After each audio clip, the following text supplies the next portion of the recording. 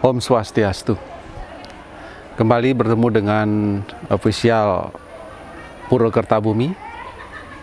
Kali ini saya ingin menyampaikan tentang upacara yajna. 3 kerangka dasar dalam agama Hindu, tatwa susila dan upacara, tidak lepas dari kehidupan kita, di mana tatwa adalah filsafat atau dasar hukum, susila adalah bagaimana melaksanakan, dan upacara adalah pelaksanaan. Jadi apapun yang kita ketahui, baik secara ilmu pengetahuan, secara pengetahuan filosofi, cara melaksanakannya, ketika tidak dilakukan, itu juga akan menjadi sia-sia. Artinya upacara dijalankan. Hindu, sebagian orang dalam tanda petik menganggap Hindu itu klinik, karena banyak sekali upacara atau ritual-ritual yang dilakukan.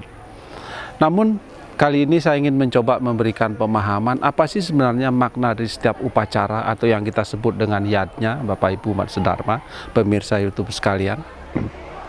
Salah satu dari fungsi yajna adalah dalam rangka membayar hutang. Hutang kepada siapa?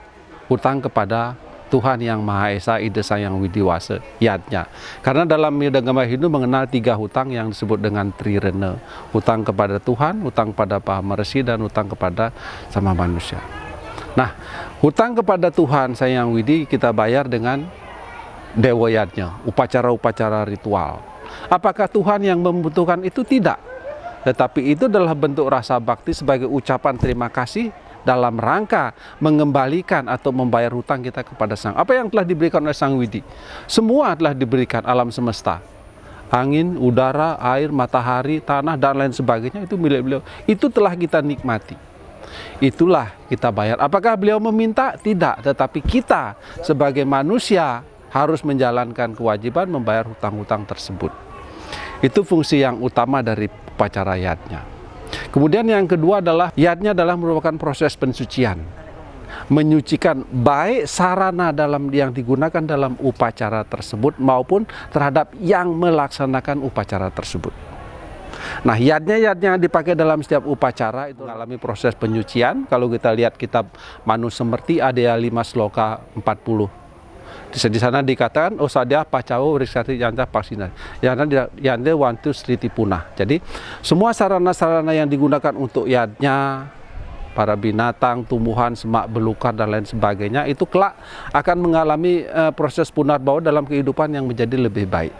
Demikian juga kita yang menjalankan yajna juga akan mengalami proses penyucian. Dikatakan di dalam kitab Bhagavad Gita ada 18 sloka 5.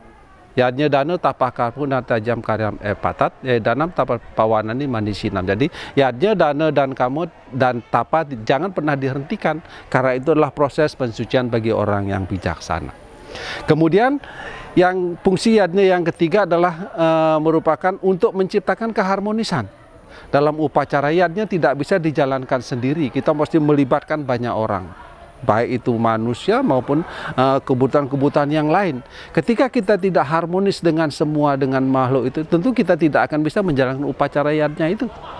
Oleh karena itu, Bapak Ibu umat sedharma, setiap yajna yang kita lakukan, kita menciptakan keharmonisan kepada Sang Yang Widi, kepada alam semesta, kemudian kepada sesama manusia. Demikian kiranya singkat makna dari upacara yajna yang sering dilakukan oleh umat Hindu. Yang pertama adalah dalam rangka membayar hutang kepada Tuhan. Yang kedua merupakan proses penyucian. Yang ketiga dalam menciptakan keharmonisan. Demikian yang dapat saya sampaikan. Jangan lupa like and subscribe. Terima kasih. Om Santi Santi Santi Om.